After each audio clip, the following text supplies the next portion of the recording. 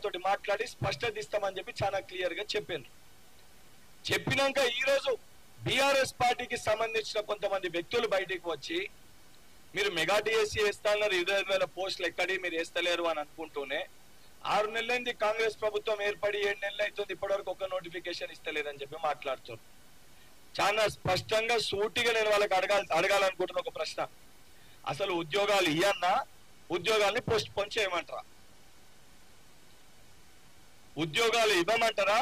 ఉద్యోగాల్ని post phone చేయమంటారా? ఒక దిక్కు మీరు మాట్లాడుకుంటూ కేటీఆర్ గారు 7 నెలలు అవుతుంది ఒక నోటిఫికేషన్ ఇవ్వలేదని చెప్పి మాట్లాడుతున్నారు. మరి మీ యొక్క ప్రెస్ మీట్ లోనే ఇచ్చిన నోటిఫికేషన్స్ ని పోస్ట్ పోన్ చేయమని చెప్పి మీరు చెప్తున్నారు. అసలు అడిగేదానికి మీకన్నా స్పష్టత ఉందా? మీరు అన్నట్టు ఏ ఎగ్జామ్ ని ఏ రోజు కండక్ట్ చేయాలి, మీకు ఆ చిత్తశుద్ధి ఆ క్లారిటీ మీకన్నా ఉందా?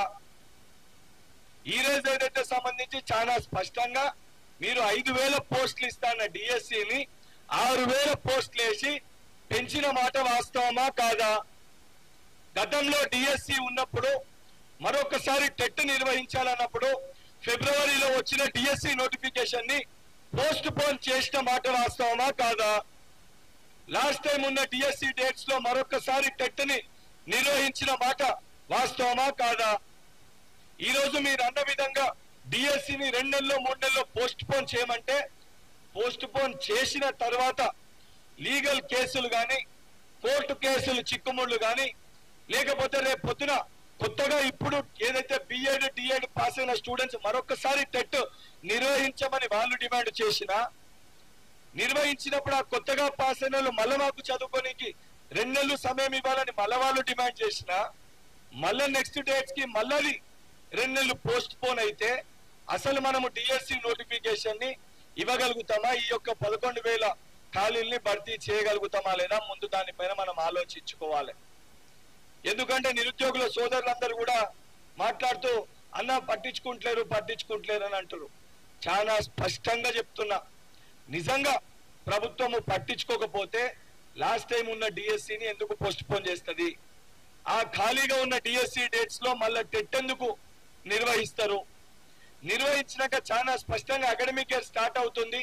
ఏదైతే ఖాళీగా ఉన్న టీచర్స్ ని గత 10 ఏళ్లుగా ప్రమోషన్స్ ట్రాన్స్ఫర్స్ కాకపోతే ఆ చిక్కుముడ్లను కూడా తీసి ఏదైతే ఖాళీలు వచ్చినాక ఇమీడియట్ గా టీచర్స్ ని రిక్రూట్ చేసి ఏదైతే చాలా స్పష్టంగా యుద్ధ ప్రాతిపదికన విద్యా వ్యవస్థని బలపరచాలి, విద్యా వ్యవస్థని బాగు చేయాలని ఒక సంకల్పంతో ముఖ్యమంత్రి గారు ఒక దృఢ సంకల్పంతో పనిచేస్తుంటే స్పష్టత లేకుండా బీఆర్ఎస్ పార్టీ నాయకులు ఏదైతే గత 10 ఏళ్ల పరిపాలనలో ఒక్క గ్రూప్ 1 నిర్వహించలేకపోయారు, ఒక్క గ్రూప్ 1 పరీక్ష సక్రమంగా నిర్వహించలేకపోయిన మీరు, పేపర్ లీకేజ్లకి కారకులైన మీరు, intermediate paper leakage 10th paper లీకేజ్కి వెళ్ళి మొదలు పెడితే గ్రూప్ 1 పేపర్ వరకు అమ్ముకున్న మీరు ఈ రోజు వచ్చి మీరు ఏదైతే సంబంధించి మా నిరుద్యోగ సోదరులని మీరు తప్పుదో పట్టించి వాళ్ళ జీవితాలతోటి చెలగాటమాడే ఒక ప్రయత్నం చేస్తారు. 100% మాకు చిత్తశుద్ధి ఉంది, మాకు స్పష్టత ఉంది.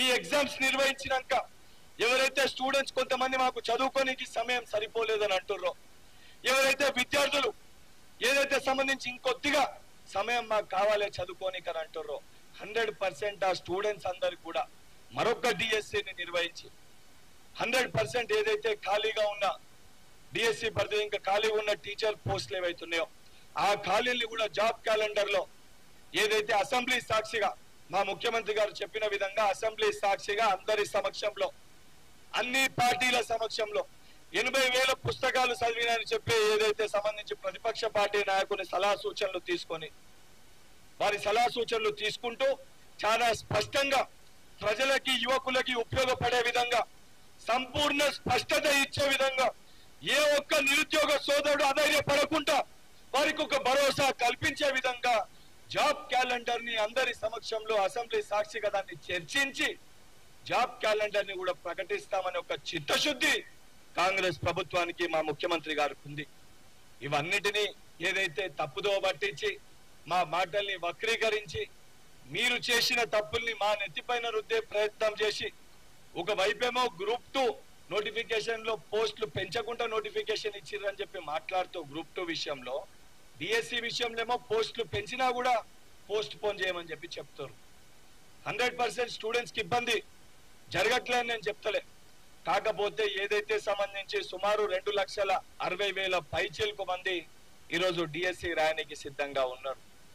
అందులో కొత్తగా క్వాలిఫై అయిన కొంతమంది టెట్ స్టూడెంట్స్ కి సమయము దొరకట్లేదు అన్నమాట వాస్తవం అయినప్పటికీ చాలా స్పష్టంగా ఆ రోజు టెట్ నిర్వహించే సమయంలోనే మాట్లాడుతూ డిఎస్సి ఏదైతే సంబంధించి జూలై ఆగస్టు మంత్ లో ఉండే అవకాశం ఉంటది, టెట్ పెట్టినా కూడా చాలా స్పష్టంగా ఆ రోజు చెప్పడం జరిగింది.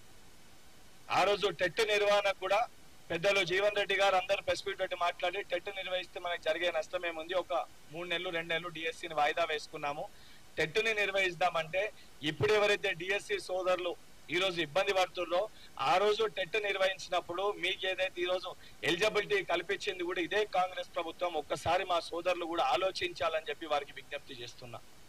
100% ఇది మీ ప్రభుత్వం, మీకోసం ఏర్పడ్డ ప్రభుత్వం, మీ ప్రతి సమస్యని పరిష్కరించడానికి మేము సిద్ధంగా ఉన్నాము. అందుకే అంత స్పష్టతతోటి ఎగ్జామ్స్ పైన 100% క్లారిటీ తోటి కొన్ని విషయాలు మనకి నచ్చనివి మనం మాట్లాడినప్పుడు మనకు కోపం వస్తుంది. ఎందుకంటే మనం అనుకున్నది ఒకటి ఉన్నప్పుడు అది కాదు అని చెప్పినప్పుడు కోపం వస్తుంది. అయినా సరే మీకు స్పష్టత ఇయ్యాలి. ఇది బాధ్యతతోటి పనిచేసే ప్రభుత్వము, బాధ్యత గల ప్రభుత్వము, గత ప్రభుత్వం లెక్క చిత్తశుద్ధి లేకుండా నిరుద్యోగుల జీవితాలతోటి చెలగాటమాడే ప్రభుత్వము కాదు. కాబట్టి కుండ బద్దలు కొట్టినట్టు మా కాంగ్రెస్ పార్టీ నాయకులు జరిగేది జరగబోయేది మీరు చదువుకుంటారనే ఒక ఉద్దేశంతో స్పష్టతతోటి మాట్లాడుతున్నాం తప్ప మీ పైన మాకు కోపం లేదు. లేకపోతే ఎగ్జామ్ ని పోస్ట్ పోన్ చేస్తే ఏదైతే సంబంధించి దాని వలన ఏదైతే సమాజానికి కానీ ఏదైతే రేపటి ఏదైతే ఉద్యోగాల పైన మొత్తము ఈ యొక్క డిఎస్సి పైన ఎఫెక్ట్ పడుతుందనే ఉద్దేశంతో మీకు వివరించే ప్రయత్నం చేస్తున్నాం తప్ప ఏదైతే సంబంధించి మీరు ఏర్పరచుకున్న ప్రభుత్వాన్ని ఏదైతే మీరు తీసుకొచ్చిన కాంగ్రెస్ ప్రభుత్వము మీ పైన ఎందుకు కక్ష సాధింపు చర్యలు చేస్తుంది. ఈ దొంగలు ఎవరైతే ఉన్నారో, ఈ దొంగనా కొడుకులు బీజేపీ బీఆర్ఎస్ పార్టీ వాళ్ళు ఎవరైతే ఉన్నారో, బీజేపీ పార్టీ వాళ్ళు నీట్ స్కామ్ ని తప్పుదో పట్టించడానికి, బీఆర్ఎస్ పార్టీ వాళ్ళు వాళ్ళకు ఉద్యోగాలు పోయినాయి కాబట్టి, వాళ్ళకి మంత్రి పదవులు పోయినాయి కాబట్టి ఈ రోజు వారు బయటకు వచ్చారు తప్ప అసలు బీఆర్ఎస్ పార్టీ నాయకులకి యువకుల గురించి మాట్లాడే నైతిక అర్హత ఉందా? కనీసము ఆ జ్ఞానం అన్న వారికి ఏ రోజన్నా ప్రభుత్వంలో ఉన్నప్పుడు కల్వకుంట్ల తారక రామారావు గారు, బోడా సునీల్ నాయక్ గాని, ప్రవళిక గాని ఎంతో మంది నిరుద్యోగ సోదరులు ఆత్మహత్యలు చేసుకుంటే కనీసం ఒక స్పష్టత ఇవ్వండి అని అంటే కనీసం ఒక బీఆర్ఎస్ పార్టీ శాసనసభ్యుడు కనీసం వాళ్ళ దగ్గర ఉన్న ఒక చిన్న కార్యకర్త అన్న ప్రెస్ మీట్ పెట్టి ఏదైతే భరోసా కల్పించే ప్రయత్నం చేసిర్రా? ప్రయత్నం చేయని వ్యక్తులు ఈ రోజు బయటకు వచ్చి 5,000 డిఎస్సి నోటిఫికేషన్ ఇచ్చిన వాళ్ళు ఈ రోజు 11,000 తోటి డిఎస్సిని ఇస్తే దాన్ని వాళ్ళు క్వశ్చన్ చేస్తారు. ఇక్కడనే వారి ఆలోచన విధానాన్ని దయచేసి మీరు అర్థం చేసుకోవాలని చెప్పి మీకు విజ్ఞప్తి చేస్తూ 100% ఏదైతే ఇబ్బంది పడుతున్న ప్రతి ఒక్క స్టూడెంట్ కి మీ సమస్యల్ని తప్పనిసరిగా ప్రభుత్వం ప్రతి ఒక్కటి కూడా ఏదైతే లీగల్ గా ఇబ్బంది కాకుండా, రేపటి జాబ్ క్యాలెండర్ కి ఇబ్బంది కాకుండా, రేపటి తరానికి ఇబ్బంది కాకుండా, ప్రతిరోజు మనం ఎగ్జామ్స్ ఎప్పుడు వస్తాయి, ఎగ్జామ్ నోటిఫికేషన్ ఎప్పుడు వస్తుంది అని చెప్పి అయోమయానికి లోను కాకుండా ఒక సంపూర్ణ స్పష్టతతోటి బాధ్యత గల